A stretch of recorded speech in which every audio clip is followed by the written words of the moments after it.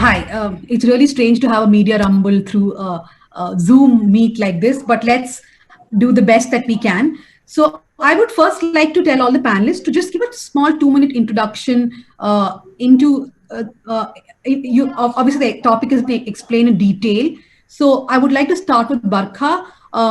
You're one of the people who have been reporting a lot, and you have traveled the width and breadth of the country. So, a 2-minute wrap into what you think is the situation right now, and also how journalists have been faring. Okay, so very quickly in 2 minutes, I managed to cover about 24,000 kilometers, covering several areas in the south, the west, and the north of the country. Not enough of the east, unfortunately, but did go up to Bihar, certainly. And very early on, what I saw was that the humanitarian crisis was threatening to overtake the medical crisis, or there were two crises running on parallel tracks. I spent a lot of my journalistic energy traveling with migrant workers, traveling with them on highways, through forest lands, back to their villages, and have since followed up on what's happened to them since they've returned to their villages and are now looking to come back to the city for lack of any work or any income in the villages at all. I also covered the deaths of workers that took place along some of these journeys. And I mentioned this because I was extremely distressed to hear the government saying that it does not have data on these deaths in Parliament as it did this week. Where do we stand today? Where we stand today is that I think that the economic crisis and the subsequent shades of tragedy that is going to spring from that are still waiting to come upon us. We have so far seen the stories of the abjectly poor, but the economic crisis is now all set to hurt the lower middle class and the middle class in particular. I think the jobs crisis is going to be the next big tragedy, even as the economic and social tragedy of our informal labor sector, the migrant workers, remains unaddressed. In medical terms, I've spent a lot of time in COVID hospitals, at graveyards, at crematoriums. I think there's a lot about this virus we still don't understand, including post-COVID recovery complications, including among children. But it has long been my belief that the lockdown is not effective. The lockdown is not addressing the parts of the medical emergency that were needed, and it's causing more harm than good. And finally, since I'm sure my 2 minutes are up, I do believe, and I know my comments have upset a few individual reporters, but I stand by what I said. I believe that television news spectacularly failed the reportage of the pandemic, and that the best work on this was done by a few digital platforms, by reporters from newspapers. Certainly in their own cities, they did sterling, consistent work, and stringers who often go unacknowledged and unsung, but who have become the mainstay of many of us, and still photographers. But the biggest media houses with the biggest resources, which are our television channels, according to me, flubbed and flunked the biggest story of our times. Okay, thank you so much. Vivek, if I could come to you next, Barkha said that the tragedy is only awaiting, that's like something bigger is going to unfold. Would you agree with that? And what is your assessment of what has happened till now? Right. First and foremost, I would like to sort of thank the organizers that this is not a manual. One ends up being a part of many discussions where there are only men, and then they end up fighting. So, okay. Now, to take Barkha's point forward, I mean, I think, the way it started off was obviously, it was a humanitarian tragedy, and now it is a public health emergency.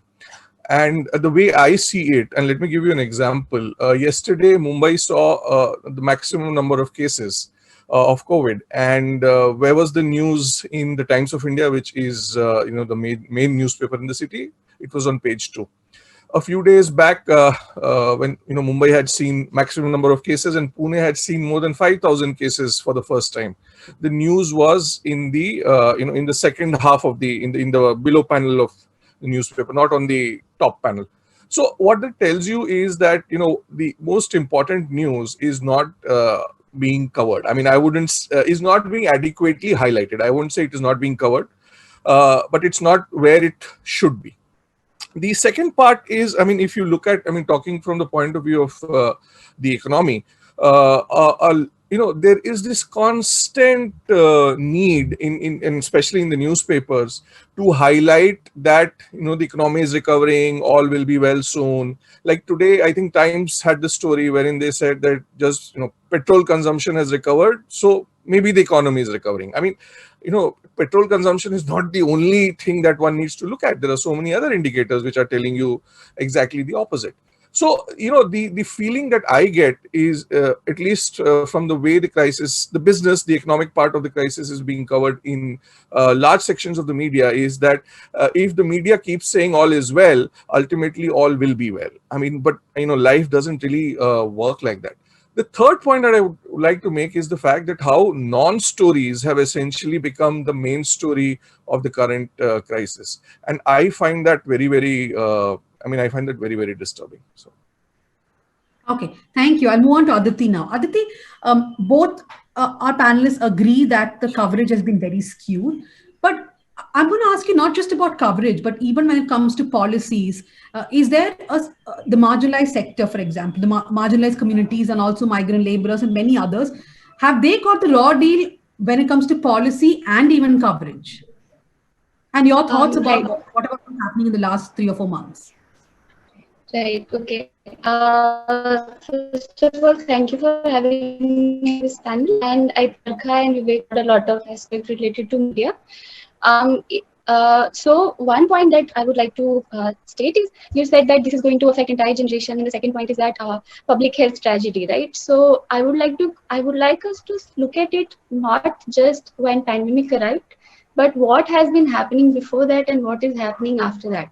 I mean, journalists like Barkha and other people did a very good coverage of migrant workers when they were walking. But then what happened when these workers reached their home? Then multiple identities come into play. So I would agree with, so the question related to migrant worker, I would like to say that when we look at these tragedies and the cost brought by pandemic, we have to look at it in two ways. One is the problem caused by pandemic, which the entire world, but the second one is the disaster caused by the state, which is being covered by media partially and not entirely. So the most important point that I would like us to focus on is the starvation related issues, because migrant worker or those did not migrate from their cities. The most important question right now is the food access to these people. So, and the second point about public health, so like I said, that since pandemic is there, all of us are talking about, hello? Yes, we can hear you. Tell us. Sorry, yeah. So we are talking about how this is a public health tragedy, but I'm wondering whether if this had happened in, say, one of the villages in Bihar, for example, it happened last year, when 200 children died, it became a news, and then nobody cared about it, right? So I think this is the point that everybody should be talking about, like my co-panelists have said, that the tragedy of public health, and also how migrant workers are being affected by it. So the 3 points that I would like to touch in my when I'm talking to you is starvation related deaths, public health, why it is important, why it has always been important, and the role of social security nets when it come to those belonging to marginalized sections, like you pointed out. Yeah. So we'll come back to that. I think I'll divide the whole session perhaps into 3 parts. First, we'll finish off with what's good and bad in journalism. Then we'll talk about economy, and then finally to what Aditi said about how large communities is not being looked at properly. So, Barkha, I mean, there's a lot of criticism that the media has not been, especially like you said, the television media has not been involved in the story at all. And from June, of course, they are very busy with the death of Sushant Singh Rajput. Now, it's all fine for us to, both of us are out of television. You, of course, were an editor. You are out of television now. Is it easy for us to judge like that, sitting outside, considering there is also the fatigue amongst viewers and they don't perhaps want to watch COVID and channels are only reacting to that?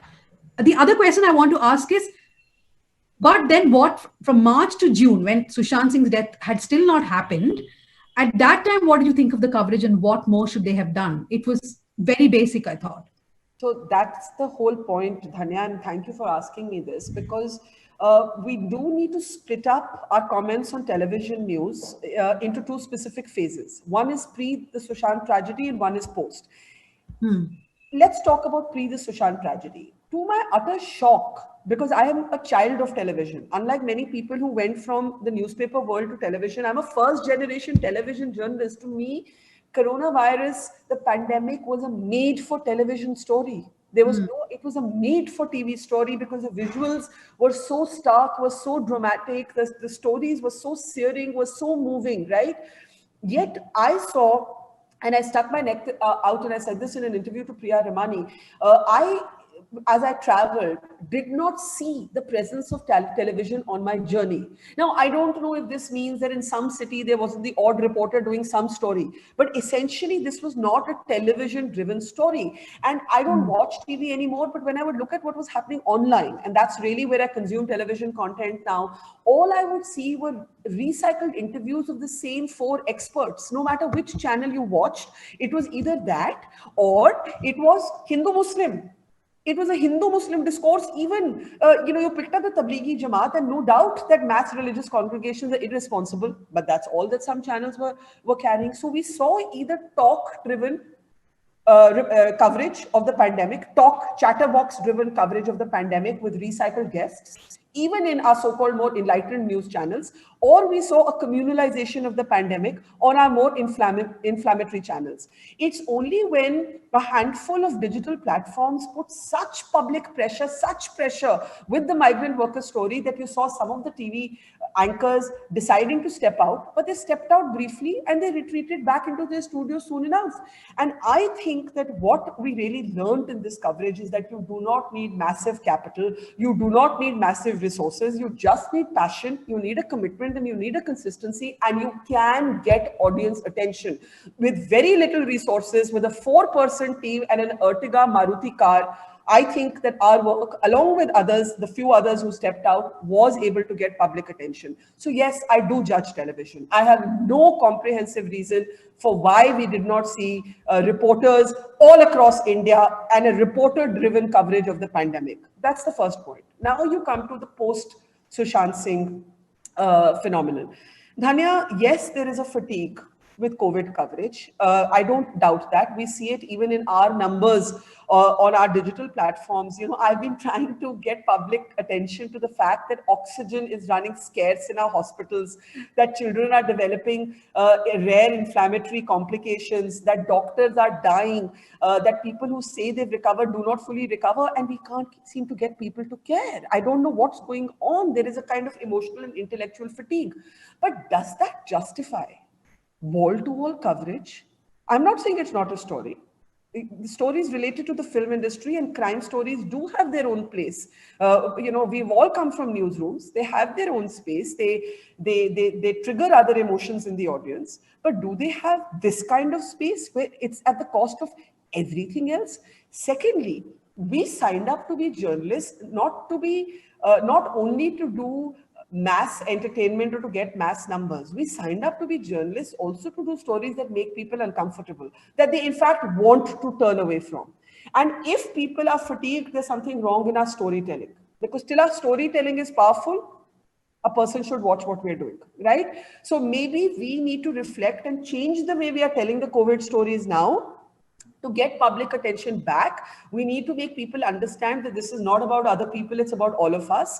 And I do not see any moral justification, any intellectual justification for the kind of naked misogyny, naked witch hunting, naked sort of gossip masquerading as news that we have seen on our television channels. So that is my pre and post comment. Okay, thank you for that. Vivek, if I could come next to you. I've seen your quotes and your articles where you have spoken about the fact that the fall of GDP in India is much more serious than in other countries, though the government has been trying to create the impression that, look, all countries are facing the same problem. Since we're sticking to journalism for now, how in-depth do you think has that coverage been about how the economy is doing? And I sometimes feel as a journalist that though there are certain things that journalists take very seriously, whether it's health policies or economy, and all of them do report it, there is some belligerence on the government's part, not just the union government, but even certain state governments, but they don't just care. They do not change anything that they have pre-decided despite the negative coverage. But how have you felt the Indian media has sort of covered the economic crisis that India is facing? So I think I don't watch television, so I really don't know. But I guess by far the newspapers have done a half decent job. I mean, it's not as bad as when it comes to covering the humanitarian or the public health part of it. Having said that, the problem is that a lot of writing on the economy is in a language which most people cannot understand. Number one. Number two, most of this writing is limited to English language media. And is extremely esoteric, and it's sometimes you feel it's like it's been written in code which only a few people can understand. Third, what happens is that because the social media is so strong, so the moment something happens, there is this entire system working towards making it wrong. So let me give you an example from yesterday. So Bloomberg did this story day before, I think. Bloomberg did this story on how Toyota Kirloskar Motor does not want to expand in India, right? Within a few hours, so one vice chairman said this, then within a few hours, another vice chairman came out denying the entire story. So, so there is this, media management happening, which doesn't let the right story come out. The same thing happened with the GDP numbers, wherein when the Indian GDP collapsed by 24%, everyone said, so what? But the US GDP collapse was 32%, which was wrong because, that 32% was calculated using a different method. If the same method was used as it is used in India, the US numbers were close to 9%. Now, no one even bothered to ask this basic question. If the US GDP collapses by 32%, the whole world would go crazy. US is by far the biggest economy in the world. It has 25% of the world's GDP. So if that contracts by a third, you would have a second Great Depression upon us. People would be losing jobs left, right, and center, and you wouldn't even know what has hit you. But no one asked this basic question, and everyone just kept sending that forward where if India contracted by 24%, US contracted by 32%. So that's how it is. And I would just like to add about the Toyota story. From what I saw, in fact, the second interview which the other vice president gave, he was not even denying the first story. No, he wasn't. He was just trying to sort of. He was just trying to walk his way around it. Mm-hmm. He didn't deny it. He just tried to walk his way around it, and then, it was presented in a way that he's denying it. So. Yeah. That is good media management. Aditi, if I can come to you, a point that Vivek made actually, because you're based out of Chennai, he was saying that a lot of the talk about a lot of writings on economy and what is the impact on economy is largely still in English language media, right? It's not permeated to language media. Have you seen that big sea of difference where how language covers, if you have been observing? If you have not been observing, then could you tell us what you thought about how the coverage has been about marginalized communities, about people perhaps, like how there's a huge problem because a lot of people don't have Aadhaar to even get get something for the public distribution system. So those kind of things, if you do look at language media, then do start with that. Okay. So I am not based out of Chennai. I'm from Bihar and I'm based out of Bihar right now. My office is in Chennai, so I won't be able to answer the first question. Sorry? It's at the Kriya Institute in Chennai, that's why. Yes. I am with Kriya, but my project is going on in Bihar, in Hyderabad, so I'm in Bihar right now. Yeah. So I'll answer the second question. So I'm glad you asked me that. So before I start with Aadhaar, I would like to connect the points with which I started initially about starvation, death, and public health and social security. So I think all of us must be aware of Sonia. She's a Dalit girl. She was a Dalit girl from Agra who lost her life because she did not have access to food, and the government is denying. They will not accept it as a starvation death.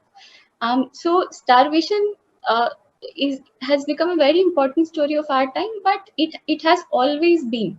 Why it is very important for marginalized community is that when it comes to PDS or when it comes to social security net, the access is very important, but along with it, the exclusion that these communities face make it impossible for them to survive in these times. For example, say when pandemic came in India, the government resorted to what? They increase entitlements for PDS. They sounded as if they are increasing NREGA payment, but that was actually not the case. But anyway, so they targeted PDS, NREGA, cash entitlements. They increased. They sent cash transfers to the account of single women and all these people, and they also relied a lot on public health, and all these things which were neglected all this while gain government's attention during pandemic. So I think this is the time that all of us should be using this opportunity to make sure that the exclusion which happens in these government schemes, which are very important for those especially belonging to marginalized communities, should be strengthened. For example, like you mentioned about Aadhaar. So I did one research in one of these areas in Delhi where they introduced point of scale machines. So that is biometric authentication. And what I found along with my co-author is that the exclusion has increased after that, and this has been quoted so many times from different scholars and activists.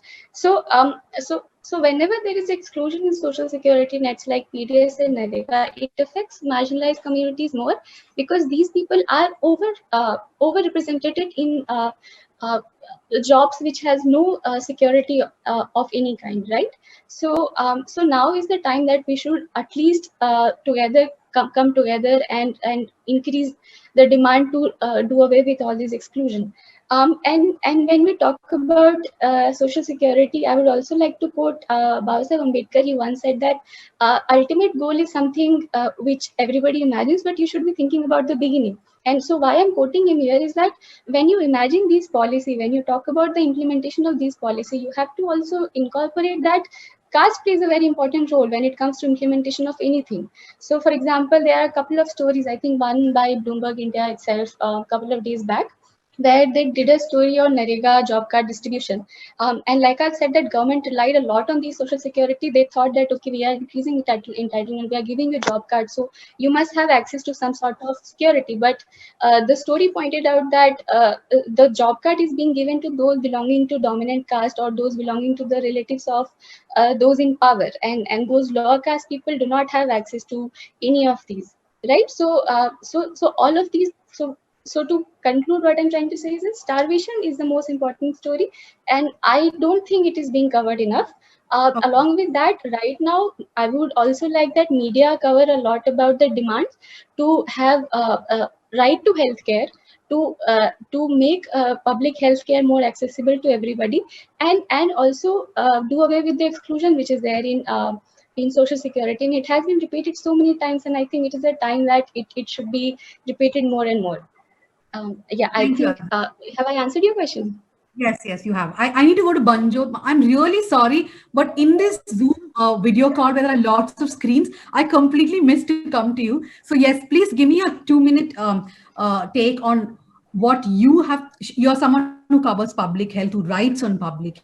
My question to you is that something which Vivek and Barkha also mentioned, even Aditi, there's no sustained I mean, for other than health reporters who have been doing this for many years or health journalists, we never look at policy at things in a sustainable way. Like it's not sustained coverage. Have you felt that even during the pandemic, this interest would go off immediately when there is a vaccine, and we would not look at how to improve our public health sector?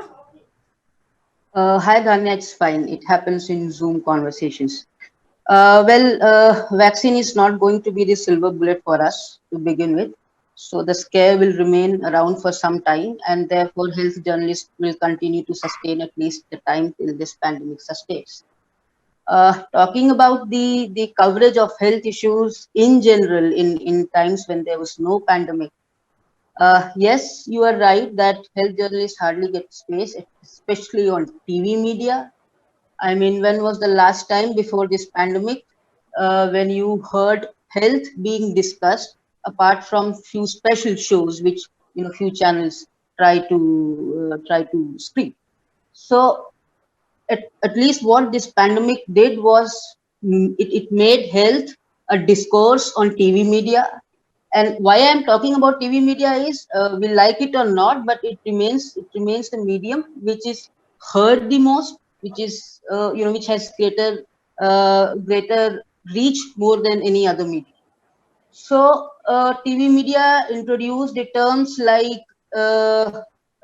pandemic, introduced the terms like community transmission, introduced the terms like clinical trials. I mean, we were never discussing about these terms before. But I wonder why in first few months all this was to be explained by those people who did not have much expertise in infectious diseases. Now we do have infectious diseases, very good infectious disease experts in this country, and the reporters from print and digital mediums were quoting them. But in the initial few months, we really did not find them getting any screen time. It is only recently that you have started hearing epidemiologists or maybe some vaccinologists on TV. So TV really needs to do a lot about, needs to learn first a lot about health coverage. Who needs to speak, what needs to be spoken, and how it needs to be spoken is something that TV needs to learn. Vivek was talking about news being pushed to page 2, page 3. Vivek, at least now you are saying on page 2, page 3, otherwise we might not even get this space. Or a 500-word story would get reduced to a 100-word single column story. So it's not that I'm deriving any sadistic pleasure out of this pandemic, but this is how our, media goes. The digital platforms, on the other hand, as Barkha was also saying, they do give adequate space. So my hope is actually with digital platforms, with magazines, of course, with newspapers too. Well, to talk about this pandemic, see, this is not that something we did not know. WHO has been, warning about it for many years now that a pandemic will strike. When it will strike and where it will strike is something we did not know, but it has been warning since years that a pandemic will strike and it will be a respiratory pathogen. Despite we ignored those, all countries across the world ignored those warnings left, right, and center. There are reports after reports to suggest we did absolutely nothing to prepare for those pandemics. And now when a pandemic has struck, we do not know what to do. We are just caught unawares. So that is how the state of policy and the state of media goes insofar as health is concerned. Okay, so the question to you, what I would like to ask is, do you think India has done capacity building as far as the public health sector goes? Because we were told that the lockdown is basically a time period for capacity building. And should there be more serious and in-depth coverage into the public health sector? I know that a few newspapers have done it dedicatedly for years, but should there be more efforts? Should media houses be allocating more resources into looking at this on a daily basis now? See, I come back to that. We have really good health journalists in the country, and we don't know most of them. I mean, other than the journalists themselves, they are not known to readers. They are not known even to their editors, right? So it's not that we do not have resources. It is just that we don't want to look at those resources. They are some of the finest media journalists across the world, I must say, and most of us have learned our craft from them. So you have to look how you have to use your resources. You don't need more resources in health journalism. At least you start using those resources to the fullest. That will also serve the purpose. You asked about lockdown. See, lockdown as it's a common cliche now. It just gave us time to prepare for the worst. But pandemic is not a one-time thing. Another pandemic will strike. WHO has been saying it consistently. Now, when the pandemic has come, we are doing the best we can do. We are making more PPEs, more ventilators, more oxygen beds, etc., etc. But public health, like, Rome was not built in a day. Public health also can't build in a day. Public health certainly can't build when the pandemic is in. You have to build it over years. India, as far as India is concerned, we have been spending just around, Vivek would also know it better, just around 1.2 to 1.3% of the GDP. Way back in 2011, an expert group formed by the government itself said we just have to spend at least 2.5% of the GDP on health. We have been spending somewhere around 1.2 to 1.3 since historic times. And India is one of the countries, it is the country where out-of-pocket expenditure on health is highest across the globe. We have pushed millions into poverty because we have forced them to buy health, which was the job of the state. So if you don't do investments over time, and if you think that when a pandemic will strike and then we will start doing investment and then we will set our house right, it is not going to happen. It is certainly not going to happen. Okay, thank you. So I think we're going to soon get questions from our audience. I would I like to just ask wanted to make Barkha. one point. Yeah, sure, tell me. So you talked about capacity utilization, building, not utilization. So, a few months back, I was looking at some data on essentially the number of doctors. So if you look at, if you compare Kerala and Jharkhand, which have reasonably similar populations, Jharkhand has around 6,000 doctors, Kerala has 60,000. Yes. If you look at Karnataka and UP, Karnataka is around 1/3 the size of UP. Karnataka has around 1.23 lakh doctors. UP has around 78,000. So this tells you that, there is obviously a problem of doctors that we all know. But beyond that, once you start comparing it state-wise, the problem is so big that it cannot be sorted out in a day or two, or in a month, or even in a year. This is something that can be only sorted out over a decade or two if someone looks at it seriously and keeps following it. Okay, so we are getting a lot of questions from people who are watching the session. So I'm going to go to Barkha first. The question to you, and I would like to combine a question of mine. The question to you from someone who's watching this is, and Banjot, you can also take this after Barkha replies. Which young reporter have you noticed covering the COVID crisis well? Can you recommend a few names of people we should read, watch, etc.? So both of you can answer that. Barkha, my additional question to you is that we have done the postmortem of how bad the coverage has been on TV. But like you said, there is an impending tragedy waiting. At least the next few months, we are going to see it playing out. How do you think the coverage has to change from this moment on, and what should we be focusing on?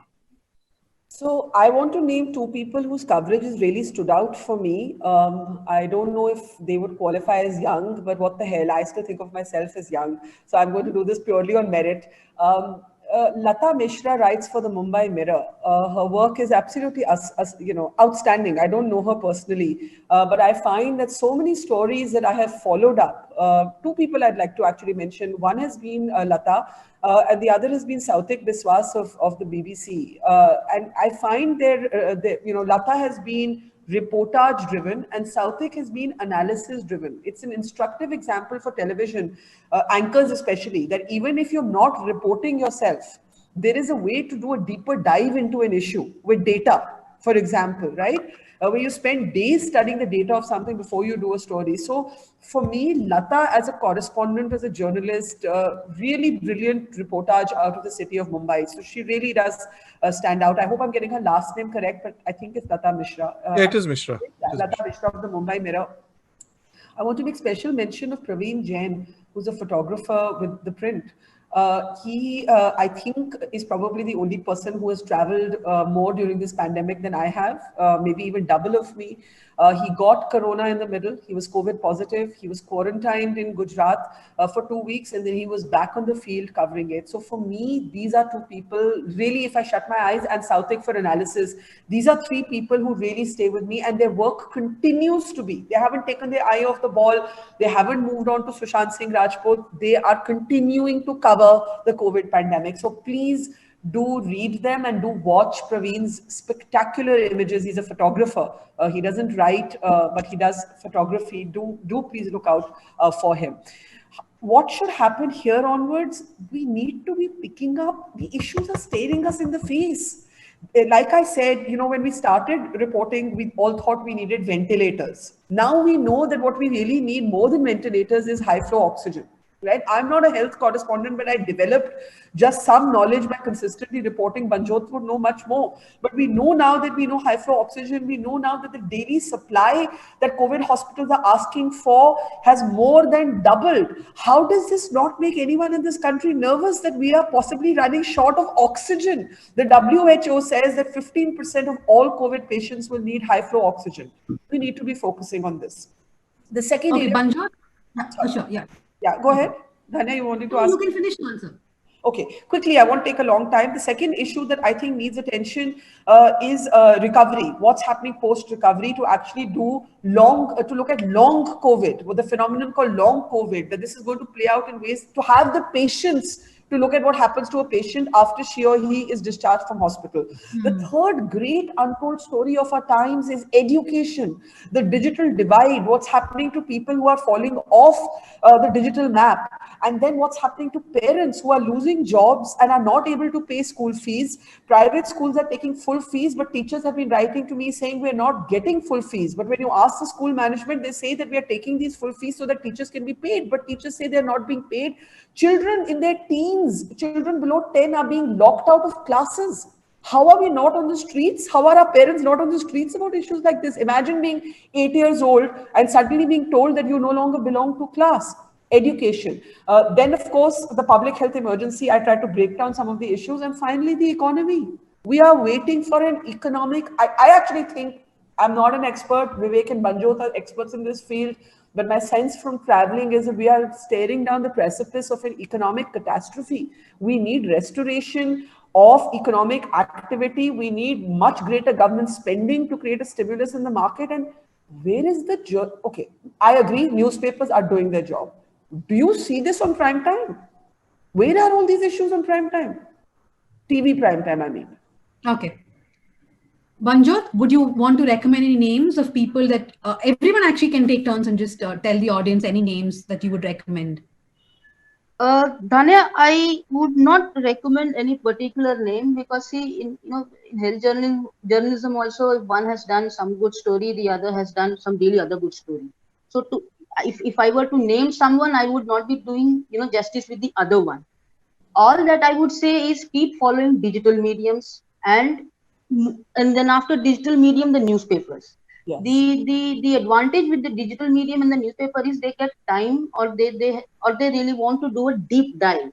See, one challenge with health, I suppose it is challenge with other beats also, but one challenge with health journalism is if I have to write one quote, maybe I would speak to that expert for 45 minutes to understand what science is he or she trying to convey to me. I am not a trained doctor, a trained microbiologist, or a virologist, immunologist. I mean, all those specialties. I am a journalist. So I talk to him or her for 45 minutes to write a 30-word or a 50-word quote. So health journalists have got to be very, very patient. And their editors have also got to be very, very patient to allow them to understand the science and then communicate it to readers. See, what happens when you don't communicate good science? As Vivek was referring to that story of, most Indian media outlets reproduce the story of a Chinese former scientist saying this virus was creating in Wuhan lab. The story was published just 2 days ago, right? There are hundreds and hundreds of scientific papers which have debunked this story left, right, and center. Now, if one scientist had said this to a foreign television, all those outlets which carried this story, was it not their job to at least send an email to this scientist and ask some counter questions? If she hadn't replied, you could have easily said that she did not reply. But it was their job to question this. They just printed this story as it was gospel's truth. Now, what did it do? It created a lot of misinformation. Those media outlets who published this story, they also knew that it is not possible. But why did they do it? Just for the sake of some hits? Just for the sake of some views? See, you are dealing with issues of life and death.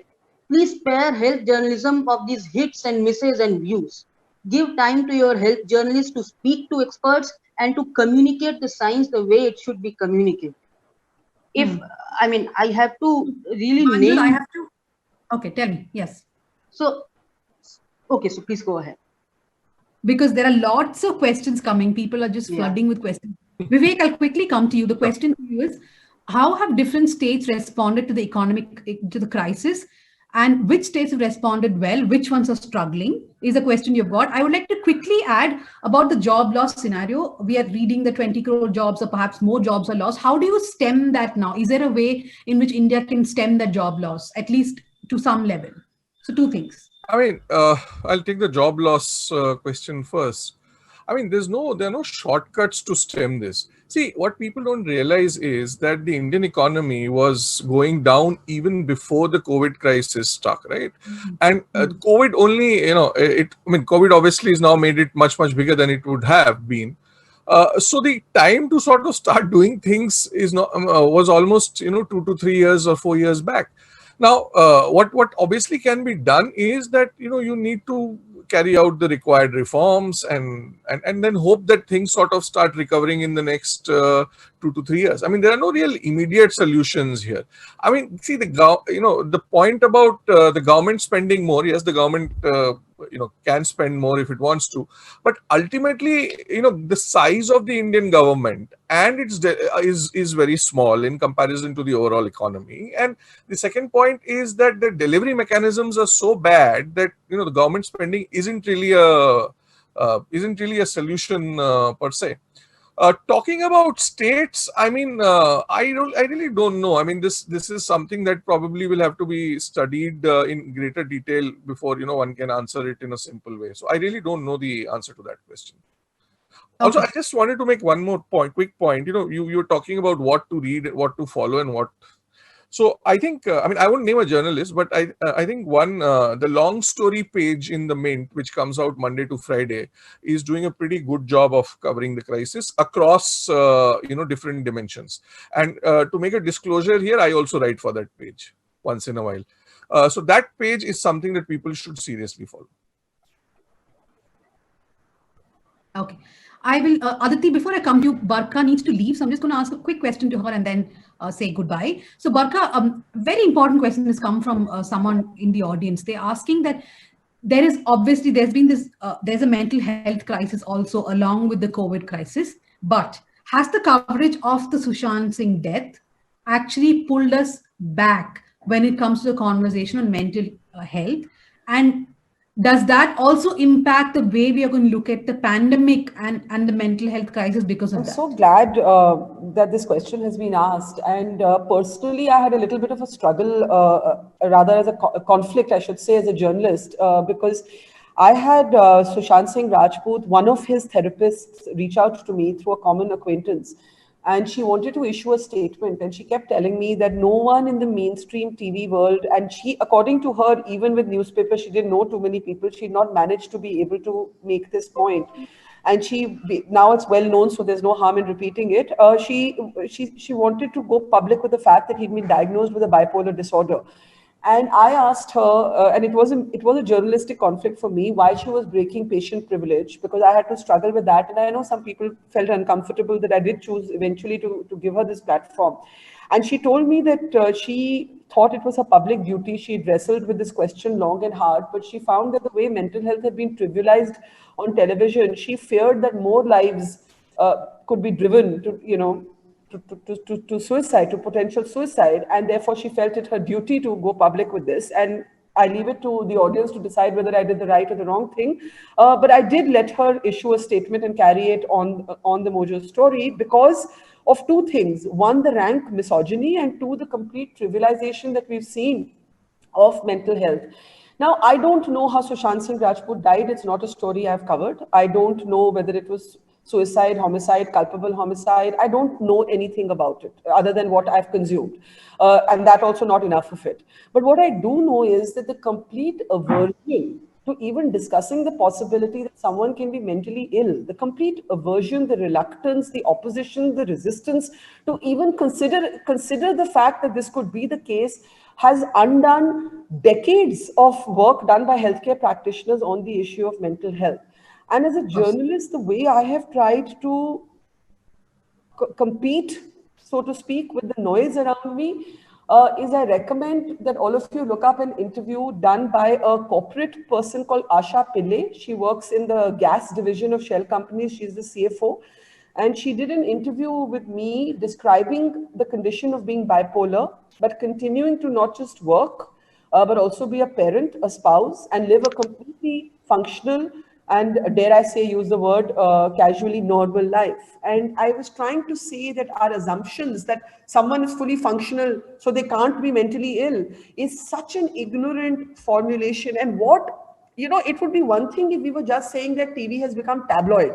But TV is doing real damage here. It's doing damage to issues of feminism. It's doing damage to issues of mental health. It's doing damage by not focusing on issues that really matter. So I wish we could just be benign and say, ये तो tabloid हो गया.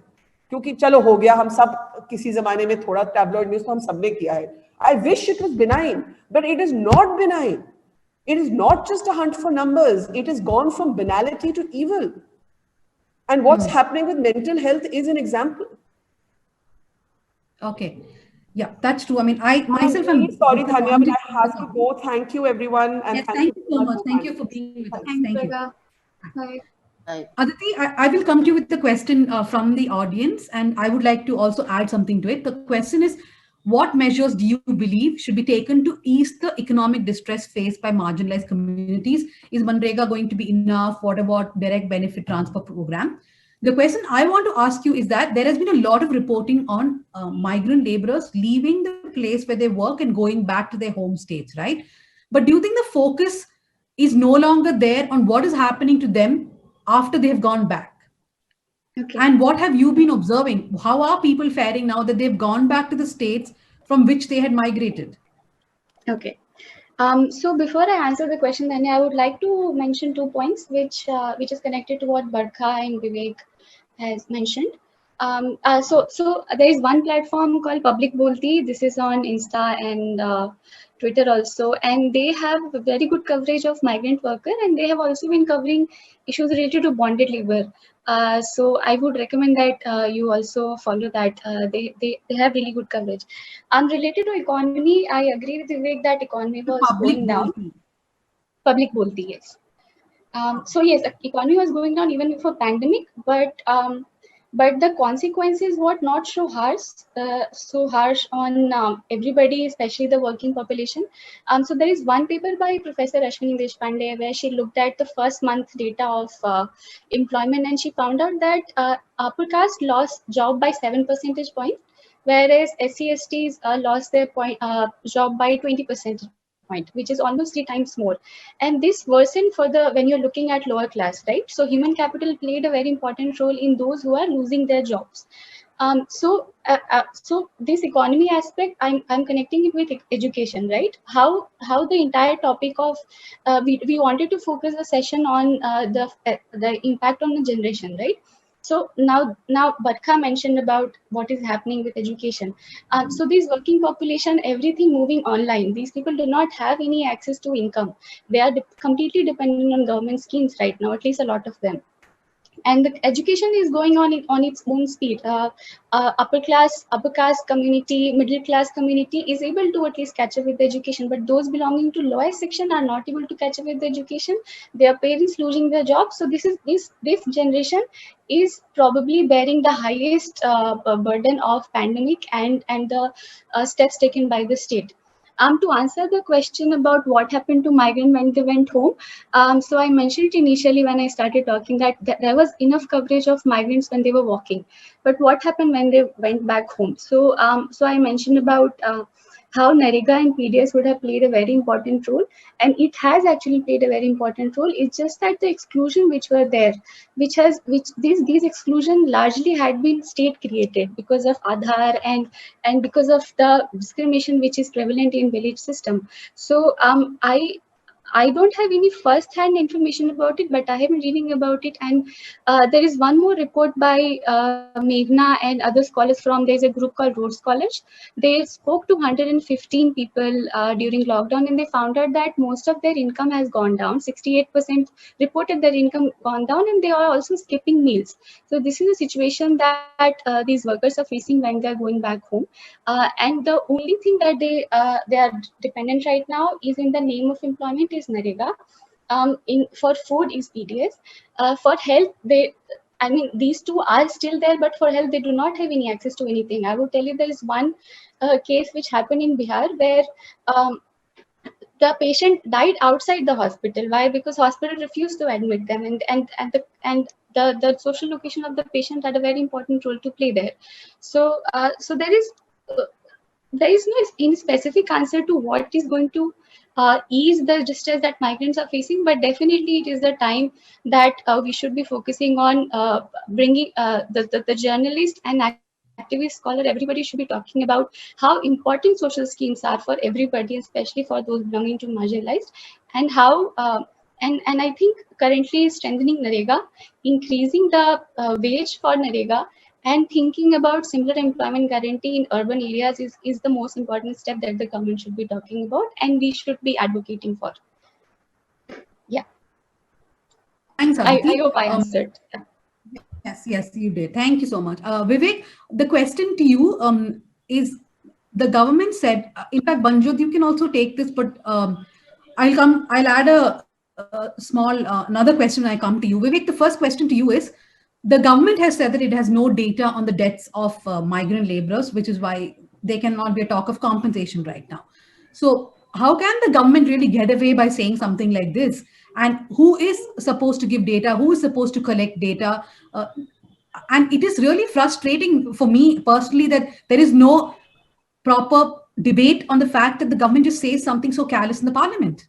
Yes, and so the point is this: the government doesn't have data on this is not surprising, given the fact that the government doesn't have a data on a lot of other things. So, like we do not have a proper measure of unemployment in this country.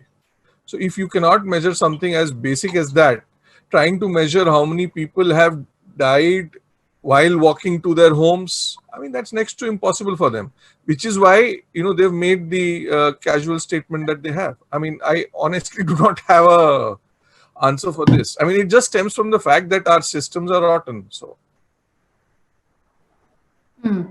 Okay, so we've got just I think around 10 minutes left. Banjot, the lack of data, is that something that health reporters are always flummoxed with, because there's just not enough data to probably do most of your stories? And is there a is there a deliberate attempt to actually hold back data from journalists and from researchers or whoever is looking for that kind of data now? Thank you for asking this question. I was really waiting it to be asked. To begin with on this data controversy, strictly regarding the health domain. On Tuesday, the Minister of State for Health, Ashwini Chaubey, said in Parliament there is no data as to how many healthcare workers died while treating COVID patients.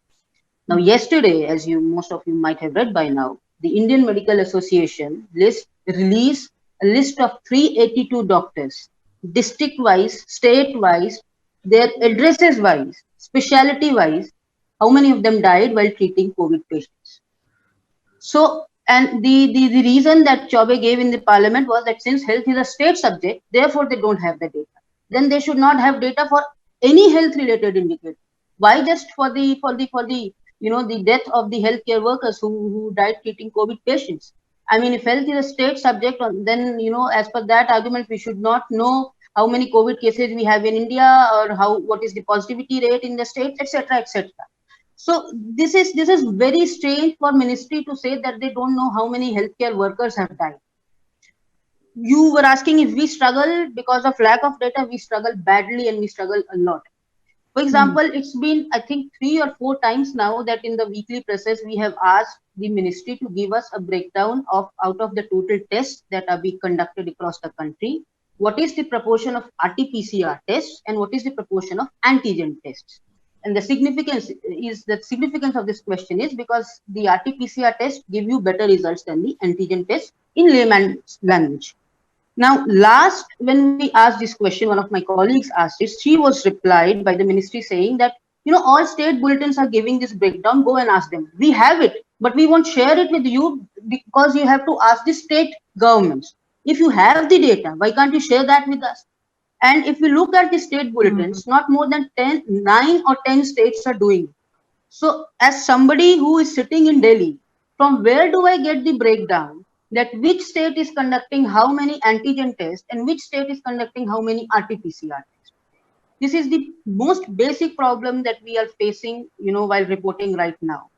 So they give you the basic data like number of cases, number of deaths, but when it comes to any data which is much more serious than that and which can lead to a serious debate, they really don't share that with us. Even if you file RTI applications, the replies are either vague or they are not replied. So data is becoming a huge problem. It has remained a problem for us. But in this pandemic, we realize it has become a much bigger problem for the health journalists. Vivek, do you fear that this data cover-up, if I can call it so, is going to become more intense in the days, weeks, and months? yeah, I mean the chances of that happening. Not just for health, but but the economy also. I mean, I most Can't hear you. There's some problem. Yeah. Internet is also data at the end of the day. So. Yeah, I think I didn't hear you properly. Okay, Meena, if you just repeat the question, cover-up would become even more intense in the months to come, both both in terms of the economy and of course health data. Right. So I think there are two things. One is whether data will be covered up. Logically, it seems yes, but I mean obviously I don't have a precise answer for that. But I think more than the cover up, the bigger danger is the way all this analysis happens on the social media, wherein there is misrepresentation of data and misrepresentation of data by well-known people. It's if you look at this entire 24-32% debate that happened, you had likes of Mohandas Pai essentially, sharing that sort of data. And Mohandas Pai, having been the past CFO of Infosys and the head of HR, has some credibility in the market. There was Mr. Surjit Bhalla, India's representative, a very well-known economist. So I think that even if data is presented correctly, the way it will get analyzed on the social media and the way it will get projected, and what we receive on our WhatsApp forwards, what we receive as WhatsApp forwards, I think that is a bigger danger, even if data is not covered up. So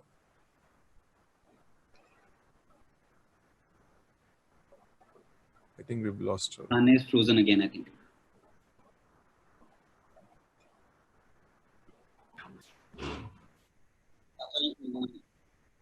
So Vivek was referring to misinterpretation of data in terms of economics. I have seen some serious misinterpretations on social media in terms of health data, the pandemic data, whichever is emerging. As I told earlier, the problem with health coverage is that it has involved a lot of science, and we really need to talk to a lot of people before we really interpret it. The oversimplified interpretations on social media by some renowned names, I would really not like to name, by some renowned names, spreads a lot of misinformation. And since those names are renowned, it becomes very difficult for people like us to debunk it. So my only request, my only appeal is, there's no harm in sharing those data, whichever the government is sharing. But if you are interpreting it and if you are not sure what you are writing, please do speak to someone, because otherwise, it becomes a mess which is very difficult to clear. Dana, you're on mute.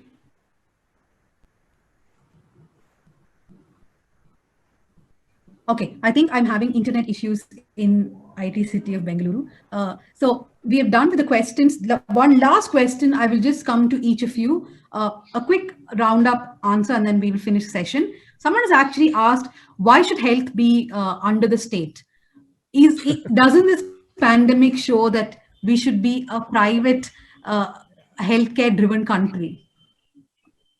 Vivek, would you like to take that we first? are a private healthcare driven country. I mean, I guess this gentleman has probably not traveled around enough. I'll tell you something, I was talking to someone in the morning today and we sort of got talking, and he made a very pertinent point. I live in the city of Mumbai, and people in Mumbai, and I'm talking about people who can afford, top class healthcare, they have the money to do so. And they have come to the realization that India does not have public health infrastructure. So basically what is happening is that even if you have money to throw around, you are still unlikely to get the best health care possible. So this is for people who make, probably 30, 35, 40, 50 lakhs, even more during the course of a year. So this class of people has come to the realization now that India does not have public health infrastructure. And so it's our healthcare infrastructure, whatever exists, is public, is private driven. I mean, I don't know what the confusion here is. So.